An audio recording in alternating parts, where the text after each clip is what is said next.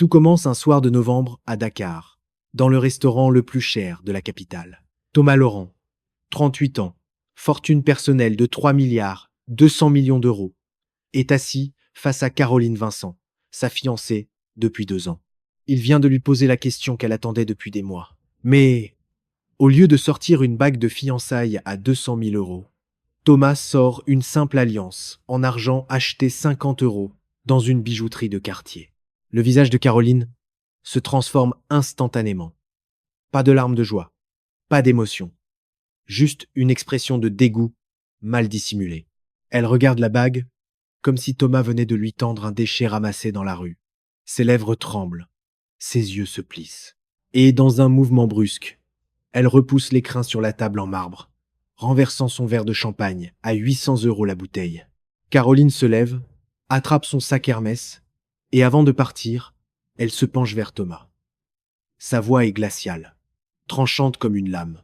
Elle lui dit qu'elle a perdu 2 années de sa vie avec un homme qui ne la respecte pas, qu'elle mérite mieux qu'un radin déguisé en milliardaire, que tout Dakar saura quel genre d'homme il est vraiment. Puis elle disparaît dans la nuit, laissant Thomas seul, observé par tous les clients du restaurant qui ont assisté à la scène. Mais Thomas ne bouge pas. Il reste assis, immobile, un sourire étrange aux lèvres. Parce que cette bague à 50 euros n'était pas une erreur. C'était un test. Un test que Caroline vient d'échouer lamentablement. Et à cet instant précis, Thomas comprend qu'il a un problème bien plus profond qu'une simple rupture. Il a un problème avec l'amour, avec la confiance, avec l'authenticité des relations humaines quand on possède une fortune colossale. Le lendemain matin, Thomas convoque Marc Dubois dans son bureau du 42e étage de la tour Mercier, le gratte-ciel qui porte le nom de sa famille. Marc est plus qu'un employé. C'est son meilleur ami depuis l'université. Le seul homme en qui Thomas a totalement confiance. Marc entre dans le bureau vitré avec vue panoramique sur Dakar et trouve Thomas debout face aux fenêtres, les mains dans les poches, le regard perdu dans l'horizon urbain.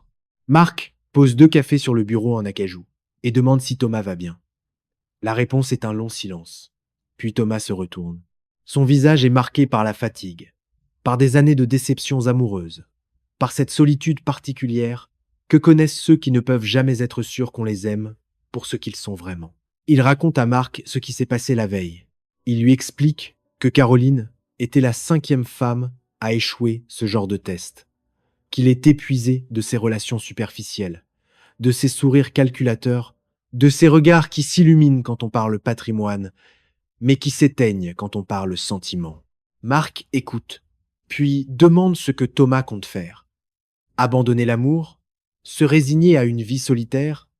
Thomas secoue la tête. Non, il a un plan.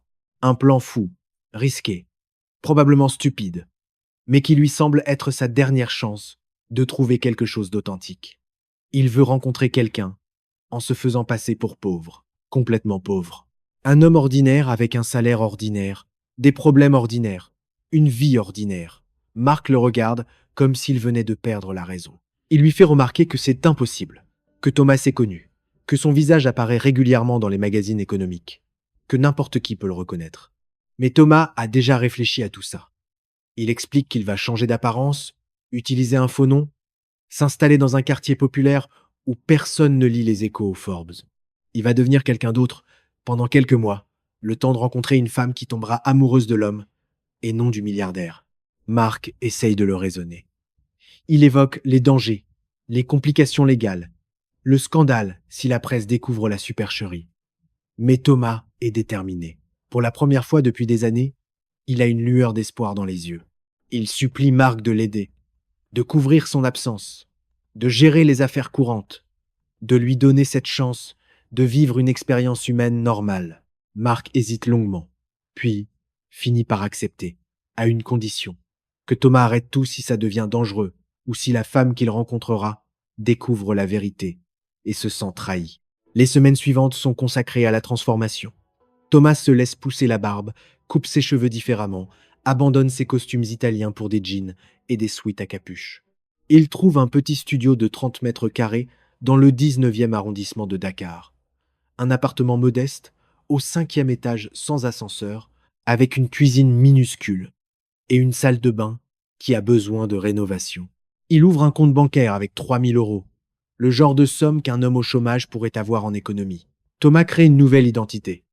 Il s'appelle désormais Victor Mercier, 35 ans, ancien électricien au chômage depuis 6 mois après la faillite de son entreprise. Il s'inscrit sur des sites de rencontres gratuits, pas sur les applications de luxe qu'il utilisait avant. Son profil est simple, honnête, sans photo devant des voitures de sport ou des yachts. Juste un homme ordinaire qui cherche une connexion authentique. Pendant 3 semaines, Thomas vit cette vie nouvelle. Il fait ses courses au supermarché discount, prend le métro aux heures de pointe, mange des pâtes au beurre pour économiser de l'argent. C'est épuisant, inconfortable, parfois humiliant. Mais c'est aussi étrangement libérateur. Personne ne le regarde avec envie ou calcul. Personne ne lui demande des faveurs ou des investissements. Il est invisible, anonyme, normal. Et puis, un mardi après-midi, en faisant la queue à la boulangerie de son quartier, Thomas rencontre Emma Rousseau. Elle est devant lui, commande une baguette et 2 croissants, fouille dans son sac pour trouver de la monnaie. Elle cherche, cherche encore, et réalise avec embarras qu'elle n'a que sa carte bancaire, mais que la boulangerie n'accepte que les espèces pour les achats de moins de 10 euros. Elle s'excuse auprès de la boulangère, dit qu'elle reviendra, commence à reposer les croissants. Sans réfléchir, Thomas tend un billet de 5 euros et dit qu'il s'en occupe. Emma se retourne, surprise. Elle a des yeux noisettes magnifiques, des cheveux châtains attachés en queue de cheval désordonnée, un visage fatigué mais lumineux. Elle porte une blouse d'infirmière sous son manteau d'hiver. Elle refuse d'abord, dit que ce n'est pas nécessaire, qu'elle peut revenir plus tard. Mais Thomas insiste avec un sourire, explique que ça lui rappelle la fois où il avait oublié son portefeuille au restaurant et qu'un inconnu avait payé son addition. Emma accepte finalement, touchée par ce geste simple. Elle promet de le rembourser, demande où elle peut le trouver. Thomas répond qu'il habite juste au-dessus de la boulangerie. Appartement 503. Emma sourit, dit qu'elle habite le quartier aussi, qu'elle travaille à l'hôpital Saint-Louis à 15 minutes à pied. Elle le remercie encore, prend son pain et ses croissants, et part en lui adressant un dernier sourire par-dessus son épaule. Thomas reste figé sur place. Ce n'était pas le coup de foudre hollywoodien avec violon et ralenti. C'était quelque chose de plus subtil, de plus réel, une connexion, une étincelle, un sentiment de reconnaissance. Comme si son âme venait de croiser quelqu'un d'important, sans que son cerveau ne comprenne encore pourquoi. Le lendemain soir, on sonne à la porte de Thomas. Il ouvre et trouve Emma, toujours en tenue d'infirmière, tenant un billet de 5 euros. Elle s'excuse de venir si tard, explique qu'elle sort tout juste d'un service de 12 heures, mais qu'elle voulait le rembourser, comme promis. Thomas refuse l'argent, dit que c'est ridicule, que 5 euros ne valent pas qu'elle se déplace après une journée aussi longue. Emma insiste. Elle a des principes. Elle ne veut pas avoir de dettes, même minuscules. Ils se disputent gentiment sur le palier pendant 2 minutes, puis Thomas a une idée. Il propose un compromis. Elle garde ses 5 euros, mais accepte de prendre un café avec lui ce week-end, pour qu'il soit quitte. Emma hésite, puis un sourire apparaît sur ses lèvres fatiguées. Elle accepte. Ils échangent leur numéro de téléphone. Emma repart vers son appartement quelques rues plus loin, et Thomas referme sa porte avec le cœur qui bat plus vite qu'il ne l'a fait depuis des années. Le samedi suivant, il se retrouve dans un petit café du quartier. Pas un établissement chic, avec nappe blanche et sommelier. Un vrai café de quartier avec des tables en formica, un percolateur bruyant et des habitués qui jouent aux cartes dans le fond. Emma arrive avec 15 minutes de retard, s'excuse en expliquant qu'elle a dû gérer une urgence à l'hôpital. Elle porte un jean délavé, un pull vert tendre, aucun maquillage. Elle est belle, d'une beauté naturelle que Thomas n'a jamais vue chez les femmes de son ancien monde. Il commande 2 cafés à 3 euros pièce. Et il parle. Pendant 3 heures, il parle. Emma raconte qu'elle est infirmière en pédiatrie depuis 5 ans, qu'elle a grandi dans une famille modeste de province, que son père était ouvrier et sa mère aide-soignante, tous deux décédés dans un accident de voiture quand elle avait 22 ans. Elle dit qu'elle vit seule depuis, qu'elle consacre sa vie à son travail, qu'elle trouve du sens à soulager la douleur des enfants malades, même si c'est épuisant physiquement et émotionnellement. Thomas écoute, fasciné. Il invente son histoire de Victor l'électricien au chômage, explique qu'il cherche du travail sans succès, qu'il vit de ses économies en attendant que le marché se redresse. Emma ne le juge pas. Elle ne regarde pas sa montre en cherchant une excuse pour partir. Elle ne semble pas déçue qu'il soit au chômage. Au contraire, elle lui donne des conseils, lui parle d'agences d'intérim, propose de demander à son beau-frère qui travaille dans le bâtiment s'il connaît des opportunités. Cette absence totale de jugement touche Thomas plus qu'il ne l'aurait imaginé. Dans son ancien monde, être au chômage aurait été une tare sociale, un motif d'exclusion immédiate. Mais Emma le traite comme un égal, comme quelqu'un qui traverse simplement une période difficile et qui mérite du soutien et de la compassion. Quand ils se quittent devant le café, Emma lui serre la main, puis se ravise et le prend dans ses bras pour une accolade amicale. Thomas sent l'odeur de son shampoing bon marché, la chaleur de son corps fatigué par les gardes à l'hôpital, la sincérité de ce geste simple. Et il sait, à cet instant, qu'il vient de rencontrer quelqu'un d'exceptionnel. Les semaines passent. Thomas et Emma se voient de plus en plus souvent. Ils se promènent dans les parcs, mangent des kebabs sur des bancs publics, regardent des films dans le petit cinéma de quartier à 7 € la place. Emma paie toujours sa part, refuse systématiquement que Thomas règle l'addition entière même quand il insiste. Elle dit qu'elle a un salaire stable et que lui est au chômage. Donc c'est logique qu'il partage les frais équitablement. Thomas découvre un monde qu'il avait oublié ou qu'il n'avait jamais vraiment connu. Un monde où le bonheur ne coûte pas des milliers d'euros, où les moments précieux se trouvent dans des conversations nocturnes, sur un canapé d'occasion, dans des petits déjeuners partagés avec des croissants de supermarché, dans des rires spontanés qui n'ont rien à voir avec le standing social ou le solde bancaire. Un soir, après 2 mois de cette relation naissante, Emma invite Thomas dans son appartement pour dîner. C'est un petit 2 pièces au rez-de-chaussée, modeste, mais impeccablement tenu. Les meubles sont anciens, probablement récupérés ou achetés d'occasion, mais tout est propre, rangé, décoré, avec goût et créativité. Des photos de famille au mur, des plantes vertes sur chaque surface disponible, une bibliothèque remplie de livres d'occasion. Emma a préparé un gratin dauphinois et une salade. Rien d'extraordinaire, mais cuisiné, avec soin et amour. Ils mangent à une petite table près de la fenêtre, donnant sur la cour intérieure. Emma raconte une histoire drôle sur un enfant qu'elle soigne à l'hôpital, qui lui a dit qu'elle ressemblait à une princesse, mais en moins riche. Thomas rit, un rire sincère qui vient du ventre, pas ces rires polis et calculés des dîners d'affaires. Après le repas, ils s'installent sur le canapé usé. Emma met une musique douce. Ils parlent de leurs rêves, de leurs peurs, de leurs regrets. Emma confie qu'elle aimerait voyager un jour, voir l'Italie et l'Espagne, mais que son salaire d'infirmière ne lui permet que de petites escapades. Elle dit ça sans amertume, juste comme un fait. Elle ajoute qu'elle est heureuse quand même, que l'argent ne fait pas le bonheur, que les vraies richesses sont les relations humaines et les souvenirs qu'on construit. Thomas l'écoute et sent sa poitrine se serrer. Parce qu'il sait qu'il pourrait lui offrir l'Italie demain. Il pourrait lui offrir le monde entier. Mais il sait aussi que s'il révèle qui il est vraiment, tout changera. Cette authenticité, cette simplicité, cette égalité parfaite entre eux, s'évaporera instantanément. Emma le regardera différemment. Elle se demandera si chacune de ses paroles, chacun de ses gestes, n'était pas calculé. Elle perdra sa spontanéité, sa sincérité. Ce soir-là, avant de partir, Thomas prend la main d'Emma. Ils se regardent longuement. Et pour la première fois en 2 mois, ils s'embrassent. Un baiser doux, lent, rempli d'une tendresse que Thomas n'avait jamais connue dans ses relations précédentes. Quand il rentre chez lui ce soir-là, dans son studio miteux du 5e étage, il se regarde dans le miroir fissuré de la salle de bain et se demande combien de temps il pourra maintenir ce mensonge et s'il a vraiment le droit de continuer. Le lendemain, il appelle Marc, depuis un téléphone public, pour éviter que son vrai numéro n'apparaisse. Marc décroche immédiatement, soulagé d'avoir des nouvelles. Thomas lui raconte tout. Emma, les 2 derniers mois, ses sentiments grandissants, son dilemme moral. Marc l'écoute puis pose la question que Thomas redoutait. Est-ce que Thomas est amoureux d'Emma ou de l'idée d'être aimé pour lui-même? Thomas reste silencieux longtemps, puis il répond qu'il ne sait pas, qu'il n'a jamais ressenti ça avant, que chaque moment avec Emma est précieux, réel, différent de tout ce qu'il a connu, mais qu'il est aussi terrorisé à l'idée de lui dire la vérité et de tout perdre. Marc soupire et lui rappelle leur accord. Arrêtez si ça devient dangereux.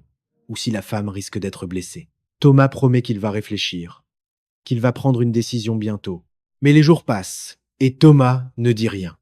Emma et lui deviennent officiellement un couple. Elle lui présente ses collègues de l'hôpital lors d'un verre après le travail. Thomas se retrouve entouré d'infirmières, d'aides-soignants, de médecins qui parlent de leurs patients, de leurs difficultés financières, des coupes budgétaires dans le système de santé. Il écoute ces gens dévoués qui sauvent des vies chaque jour pour des salaires ridiculement bas, et il se sent minuscule avec ces milliards inutilisés. Un soir, Emma mentionne qu'une de ses collègues, Sophie, risque de perdre son appartement parce qu'elle ne peut pas payer une réparation urgente de la chaudière qui coûte 1200 euros. Emma explique qu'elle a proposé de prêter l'argent, mais qu'elle-même n'a que 500 euros d'économie et qu'elle ne veut pas se retrouver à découvert. Thomas sent une rage impuissante monter en lui. 1200 euros. Une somme qu'il dépensait sans réfléchir pour un déjeuner d'affaires. Une somme qui pourrait sauver cette femme de l'expulsion. Cette nuit-là, Thomas ne dort pas. Il réfléchit à tout ce qu'il pourrait faire avec son argent pour aider ces gens. Emma, Sophie, tous les employés de l'hôpital qui se battent chaque jour. Mais il sait qu'intervenir révélerait son identité. Le lendemain matin, il trouve une solution détournée. Il crée un faux compte email, envoie un message anonyme à Sophie en se faisant passer pour une organisation caritative qui a entendu parler de sa situation et qui souhaite l'aider. Il organise un virement bancaire anonyme de 1500 euros. Emma lui raconte la semaine suivante que Sophie a reçu cette aide miraculeuse. Elle pleure de joie en racontant l'histoire, dit que ça prouve que les anges existent, que l'humanité n'est pas perdue. Thomas sourit, heureux d'avoir pu aider, mais aussi terriblement coupable de continuer à mentir à la femme qu'il aime de plus en plus chaque jour. 3 mois après leur rencontre, Emma dit à Thomas qu'elle l'aime. C'est un dimanche matin. Ils sont au lit, dans l'appartement d'Emma. Le soleil entre par la fenêtre. Ils viennent de se réveiller. Emma se tourne vers lui, pose sa tête sur son épaule et murmure ces 3 mots simples. Je t'aime. Elle ajoute qu'elle sait que c'est peu, être trop tôt, que Victor traverse une période difficile avec son chômage, qu'elle ne veut pas le presser, mais qu'elle voulait qu'il sache ce qu'elle ressent. Thomas sent son cœur exploser dans sa poitrine. Il voudrait lui dire qu'il l'aime aussi, que c'est la première fois qu'il ressent un amour aussi pur, aussi vrai, mais les mots restent coincés dans sa gorge, parce que derrière cet amour se cache un mensonge énorme. Il embrasse Emma à la place, la serre fort contre lui, et dit qu'elle est la meilleure chose qui lui soit arrivée. Ce n'est pas je t'aime, mais c'est tout ce qu'il peut offrir pour le moment sans se sentir comme le pire des imposteurs. Ce même week-end, catastrophe. Marc appelle Thomas en urgence sur son téléphone de Victor. Sa voix est paniquée. Un journaliste d'investigation travaille sur un article à propos de la disparition de Thomas Laurent. Plusieurs personnes ont remarqué son absence des événements publics, des conseils d'administration. Caroline, l'ex-fiancée, a donné une interview où elle sous-entend que Thomas a peut être eu une dépression nerveuse. Ou pire, le journaliste creuse, pose des questions. Thomas doit prendre une décision immédiatement. Soit il arrête tout maintenant, retourne à sa vraie vie, rompt avec Emma en inventant une excuse et oublie ces 4 mois extraordinaires.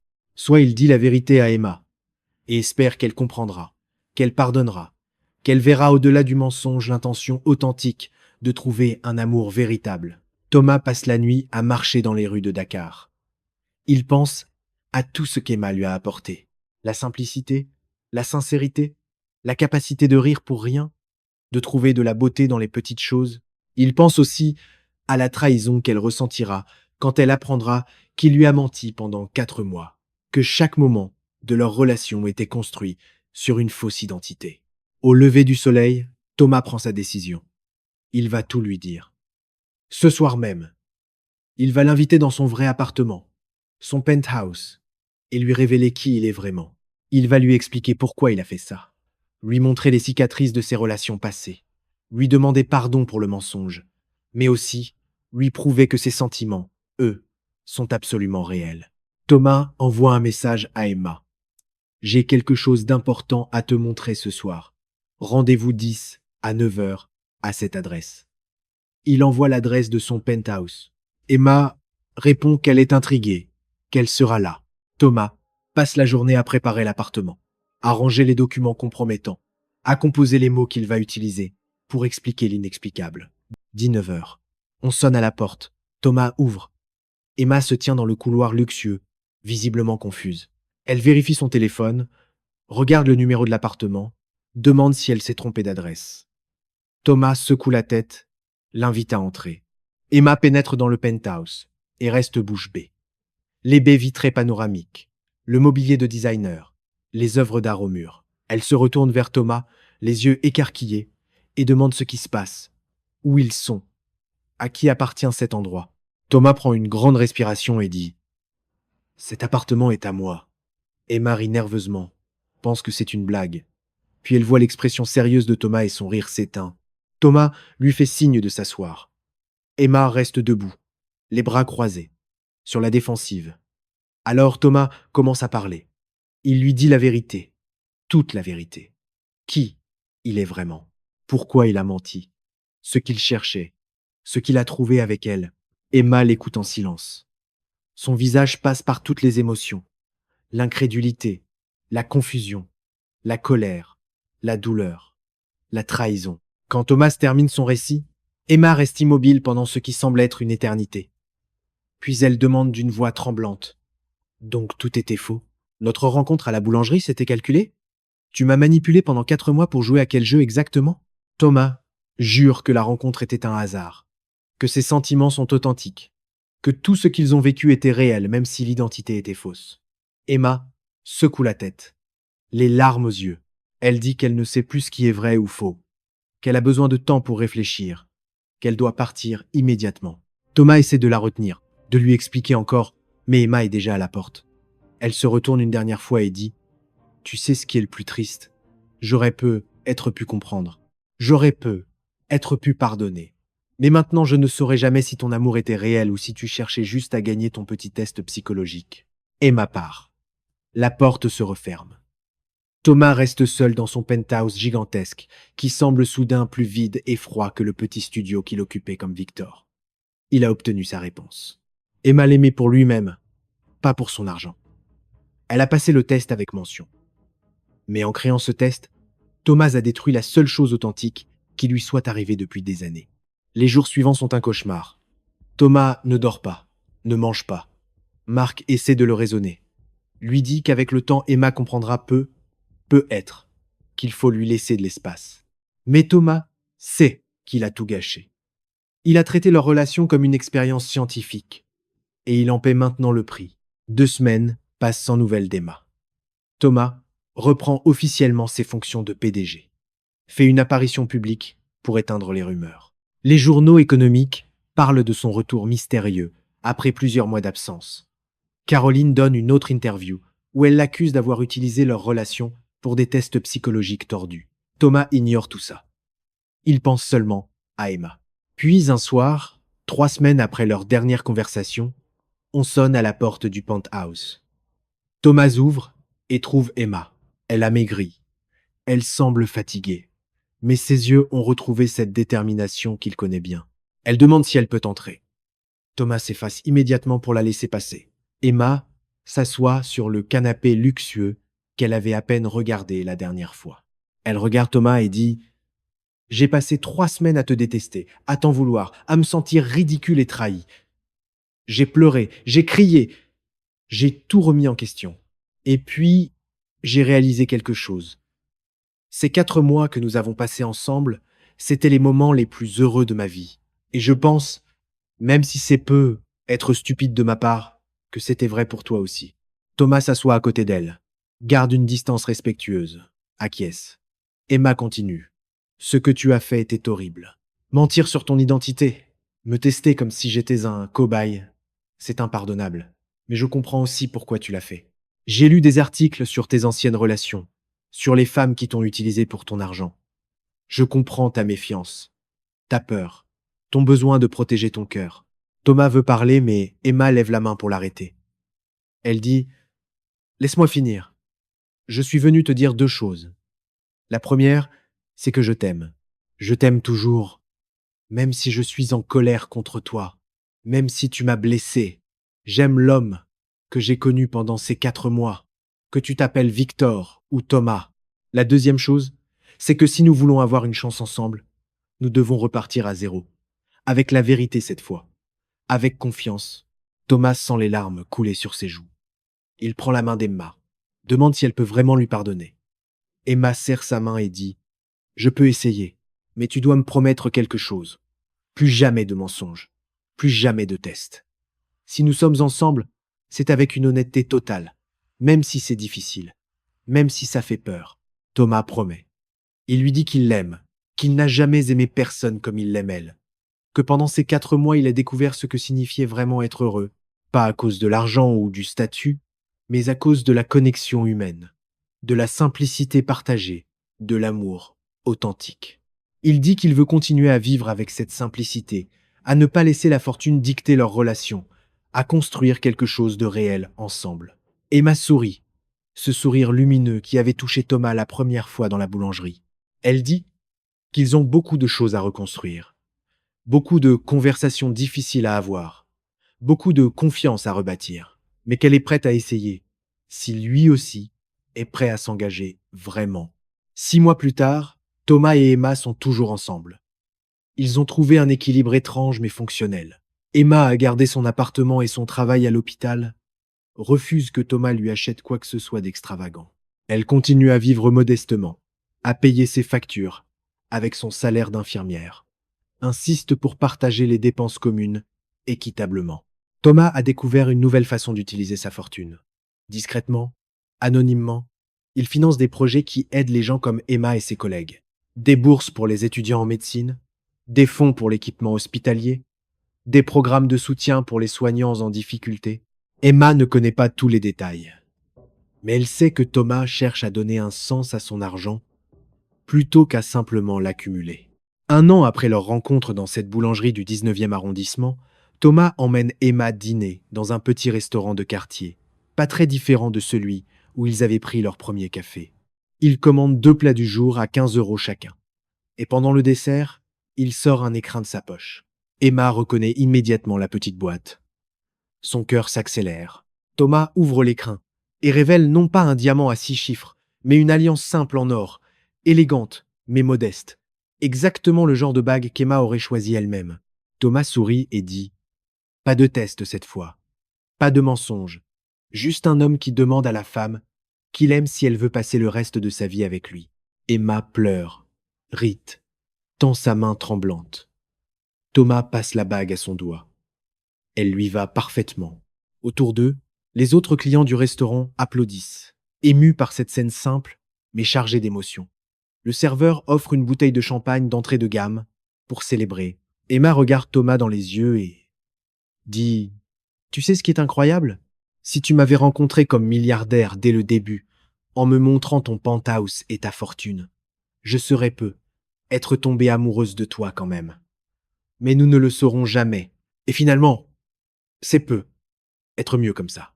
Parce que maintenant, je sais avec certitude que je t'aime pour l'homme que tu es. Celui qui paie les croissants des inconnus dans les boulangeries. Celui qui écoute vraiment quand je parle de mes patients. Celui qui trouve du bonheur dans les petites choses. » Thomas serre sa main et répond « Et moi, je sais que tu m'aimes, même quand je suis juste Victor, un type au chômage, avec un studio miteux.